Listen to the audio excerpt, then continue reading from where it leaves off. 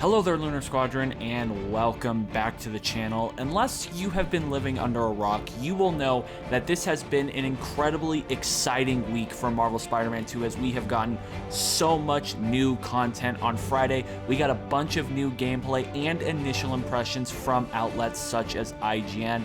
However, one thing that kind of went under the radar, like it always does, is a brand new article out of the PlayStation blog, which provides new gameplay and story details. It also contextualized some of the stuff that we saw from the new gameplay on Friday, and it provides some insight from some devs over at Insomniac Games. And today we're going to break down all of the key information from this article that you guys need to know. But before we do that, if you're new to the channel, we would love to have you as always. And the way to do that, just go down below this video, hit that little subscribe button, the bell notification right on next to it. It will notify you every single time that Andreas and I upload. Now with that out of the way, let's go ahead and jump right into this article and break down all of this new information.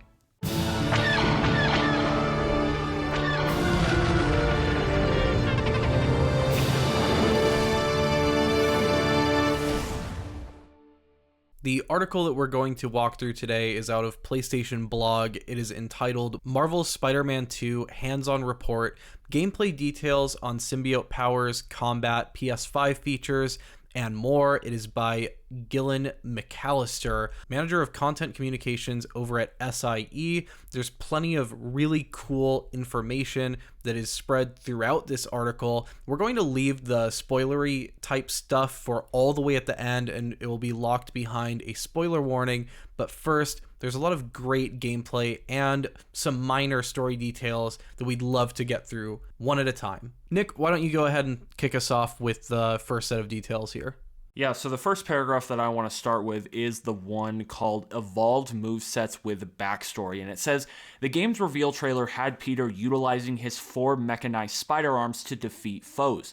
What was just one of many customizable suit powers in the original Marvel Spider-Man is now, until the symbiote comes into play, his default loadout, for reasons that Insomniac are tight-lipped about, but they say will be explained in the game. The same is true of Miles' 2 distinct colorings for his bioelectrical venom powers, also shown in the trailer and evident in my playthrough. Intihar hints that this evolving power set plays into Miles' story arc. Both mechanical and electrical powers have their own skill tree. XP gradually unlocks AoE attacks, multi-foe launchers, and more. An early favorite is Spider Shock, Pete's mechanical spider arms stabbing directly forward with the speed and grace of the arachnid they're based on, and firing off an electrical cascade that fries anyone caught in its web.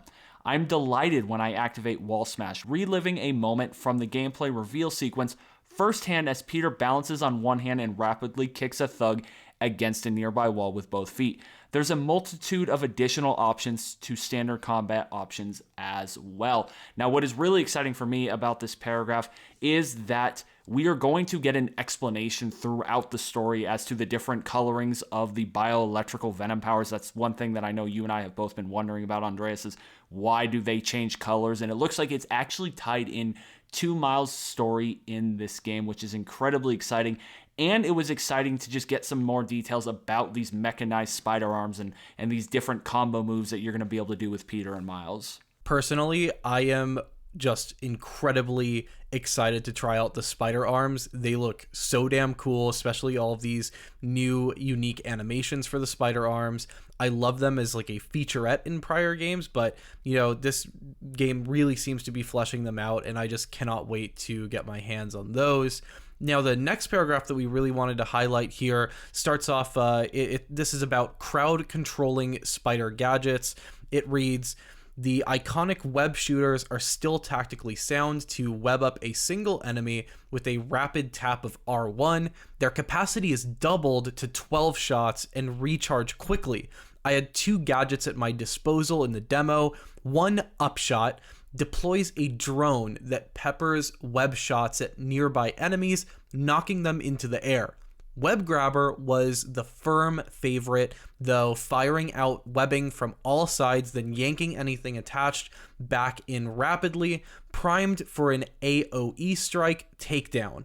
And I mean anything. Triggering the gadget during a back alley scrap with robbers pulled not only criminals, but a nearby sewer drain cover, which launched into the group with the power and accuracy of a missile. Unexpected, and hilarious. Nick, I thought this web grabber was cool enough just from how it looked in the gameplay demo, but hearing this where it's, grabbing objects as well into the chaos, and we learned from the recent trailer at the State of Play that there's also going to be much upgradability with these gadgets, that there are, I think, 5 tiers for each gadget, and some of these sound really cool. Like, I'm thinking of the ricochet webs. I just can't wait to really dig into the upgradability of this system and how many different cool gadgets there are, especially hearing just how cool the mechanics are going to play out. Yeah, I really appreciate this paragraph just to get some more insight and contextualization around the gadgets and the web shooting mechanics of this game. Like, it says that the web shooters will have their capacity doubled to 12 slots and that they recharge quickly and all of that, and just getting more context around the gadgets in this game and how they're going to be versatile and how useful they're going to be. And another thing that I appreciate is this next paragraph that talks all about the symbiote, the savage symbiote, if you will. It says, "It's been a headline edition since announcement, and the hands-on did not shy away from letting me get to grips with the awesome power of the black suit. Pete's already wearing it at the demo's beginning, and like his mechanical arms, it has its own skill tree, with a foursome of attacks already mapped and primed come my first scrap with a pack of Kraven's hunters. As seen in the gameplay reveal, you can toss out tendrils that'll auto-grab and lift enemies in the vicinity, before powerfully smashing them back into the earth.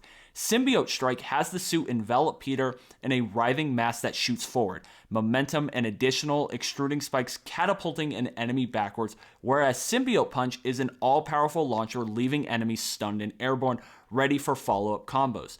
The word that kept coming to mind during Pete's fights was brutal, with punchy audio, visual spectacle, and controller feedback working together to convey a powered-up Peter leaning into his symbiote-assisted strength.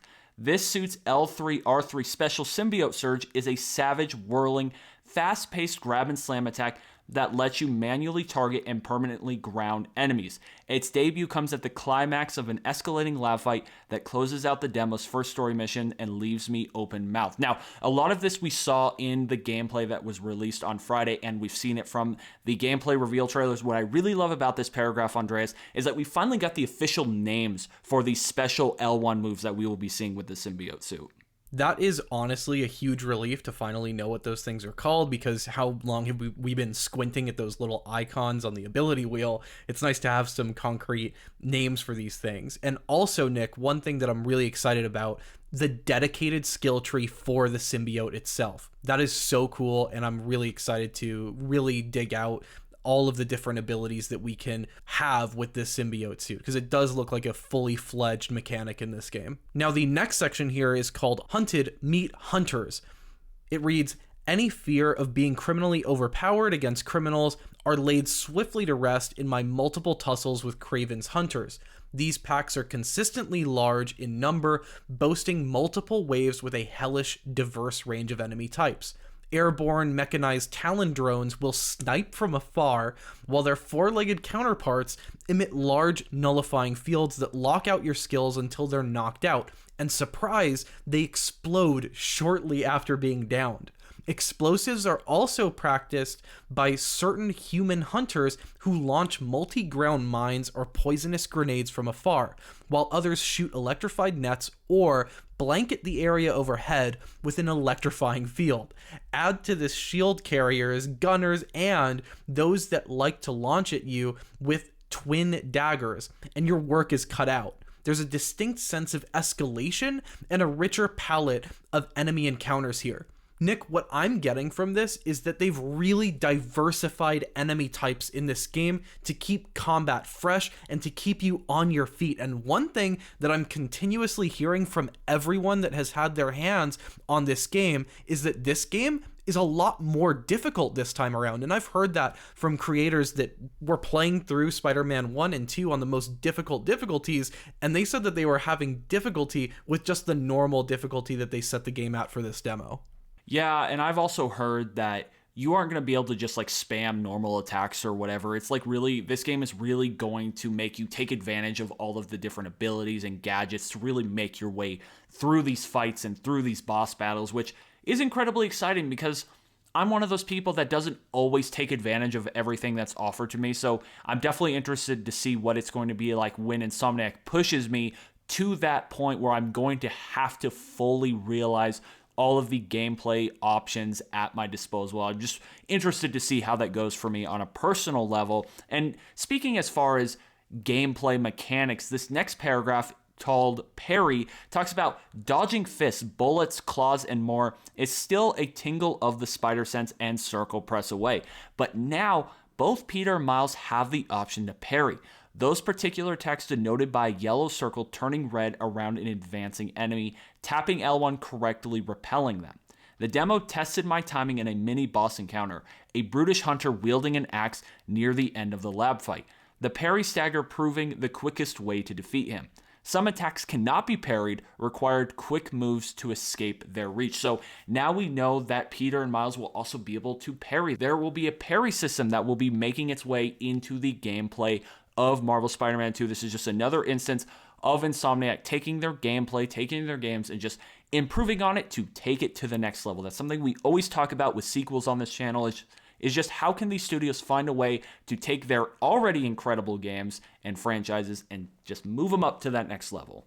Sequels are definitely that fertile ground for incredible games. We've seen so many incredible sequel games throughout the years, and I'm really excited to, especially, Nick, when you're talking about new parries for this game, my brain goes straight to waiting to see all of Insomniac's new animations for parrying, because for me, Insomniac is really one of those kings of animations in the gaming world, and they really do come up with some of the craziest and coolest combat animations, and I cannot wait to see all of these really incredible parrying animations in Spider-Man 2. Now that we've gone all over the different gameplay aspects from this article, this is the point we're going to maybe shift gears to the more story details. I will say these are very surface level story details, so if you're incredibly cautious about touching anything to have to do with the story, maybe leave off, but these are kind of just general surface level story things here. Starting off with this section of the article called Hunter's Bell. Now, this section reads, while I fully expect Insomniac to find new approaches and bring us unexpected surprises when it comes to the black suit, they're retaining a key element of its mythos. It's hypersensitive to sound. A tense church set cutscene that opens the demo not only spectacularly reveals and sells the former imperfection and communicates the unpleasantness far too well through DualSense controller's feedback, but also in a single encounter cements Kraven as an intriguing, self-assured presence. Inahar calls him unpredictable as he comes face to face with his adversary. Insomniac reminds me he's a relative anomaly in the Spider-Man food chain. He's not driven by revenge, nor has any entwined personal histories with the core Spider cast. Paquette pegs a key part of his personality is the need to find someone bigger, better, and stronger than him. He's an intriguing addition. Yeah, this is an incredibly exciting paragraph. Now, of course, we got to see this exact sequence play out on Friday with the release of that gameplay. So this is not new, but what is new is this added context by Insomniac and the devs over there, Insomniac, such as Intihar calling him predictable, and Paquette says how he needs to find someone bigger, better, and stronger. So one of the main reasons I really wanted to point out the paragraph of this PlayStation article is just this contextualization from Insomniac and from their devs as to just who Kraven is as a character going into this game, because he's so intriguing, because what is he really going to do? How is he going to really impact this story? Because we know that this story really is going to be heavily focused on Venom in the end game in the long run. But how is Kraven going to go along on that journey throughout this game is going to be one of the more interesting and intriguing aspects of this game. Now, the last paragraph I want to touch on here from this article, there are other paragraphs throughout this article. So if you guys have not seen this article, although we got to see a lot of this gameplay on Friday, highly recommend just taking the time to read through it because, again, it provides just so much great context to what we saw.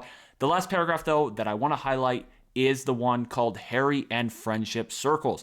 And he says story spoiler territory here. So if you'd rather go into the game's narrative acts blind, skip to the next paragraph. But he says our heroes don't only have to juggle escalating crime sprees, but also the complexities of fresh friendships and familiar faces meeting. The game is set 9 months after the event of Marvel's Spider-Man Miles Morales. In the world of Marvel Spider-Man, Harry Osborn is Peter's best friend since high school. They're his closest brothers bonded over a love of environmental science. Absent for a while, two friends traveling Europe, in truth, isolated from the world by an unknown disease. This is all stuff that we've known if you've played Miles Morales, if you've played the first Spider-Man game, if you've just been paying attention to Marvel Spider-Man 2, this is all information that you do know. But what you might not know is that the preview reveals the new equilibrium of their friendship. Harry knows Peter is Spider-Man and knows Miles is as well. Peter has the black suit and they're trying to find a possible cure for Harry's illness. The studio's playing into the awkwardness of overlapping friendships and mutual connections, be it teased in the recent story trailer or sharply thrown into focus through a stilted call between Harry and Miles while the latter is swinging above the city. Now, Andreas, on Friday, when we got that gameplay, when these articles dropped, I was shocked to learn that Harry knows Peter is Spider-Man and that Miles is Spider-Man going into this game. I thought that was a shocking revelation and a really interesting twist from Insomniac. To know that he is Spider-Man this early in the game is just something I was not expecting, and I'm so interested and want to know what that's going to do to the story and how Insomniac is going to play with that twist as this game progresses. I just thought this was a really shocking reveal. Yeah, I personally think that this is really going to distinguish this friendship between Harry and Peter from previous iterations of this friendship. I'm thinking straight to the Raimi Trilogy, where the dramatic irony of Harry not knowing about Peter's identity as Spider-Man for a majority of those films provides that driving force for that relationship. And so this is really one of those dynamic shifts with this particular story that I think will actually change the dynamics of the story as a whole. I think this is new and refreshing. I'm sure it's been done in different comic lines, but I think this is just a great fertile ground to have this sort of a dynamic, particularly where it seems like Harry and Peter have a solid friendship, at least from what I've heard from the gameplay demo, whereas I was almost expecting them to have this like competitive or rocky relationship. I think that's more what was set up by the story trailer, but this is really surprising stuff for me to hear, and I'm actually really interested to really delve into this relationship between Harry and Peter, and also to see how this impacts Peter's relationship with Miles, because that is another dimension that really adds a unique complexity to this story that might not have been explored in prior iterations of Spider-Man. Yeah, I was really expecting to go into this game with a relationship similar to the one that we saw between Harry and Peter in The Amazing Spider-Man 2, where he doesn't know that he's Spider-Man, but he wants Spider-Man's help. So Peter has to kind of live this double world with his friend, his best friend. That was kind of what I was expecting. So to see that that's not what we're going to be, I think opens up the door to a lot of different possibilities for the complexity of their relationship over the course of this game. And of course, if Harry is Venom in the long run, you could see how that becomes personal really, really damn fast, which it sounds like from what we've heard from Insomniac over the months, this game and this story is going to get personal for both Peter and Miles very quickly and very, very severely. So guys, there is all of the information that we wanted to cover in this PlayStation blog article. Of course, we got to see all this gameplay. We got to hear from all of these outlets like IGN on Friday about their first impressions of the game. But we really believe that this article from PlayStation, because it has those insights from the Insomniac devs, provides a lot of great context for what we actually did see and answers to questions we had from what we got on Friday. So I hope you guys enjoyed us breaking all of this down. Let us know down below in the comments what you are most excited for from what you saw on Friday, or just from what we saw this previous week. We got so much new information about the open world, confirmed suits, like all of this stuff. It's been an absolute crazy week, but it's been a really fun week as well. So definitely, guys, let us hear your thoughts down below in the comments. Anyway, that is going to do it for us for this one. Thank you all so much for watching, and as always, we will see you all next time.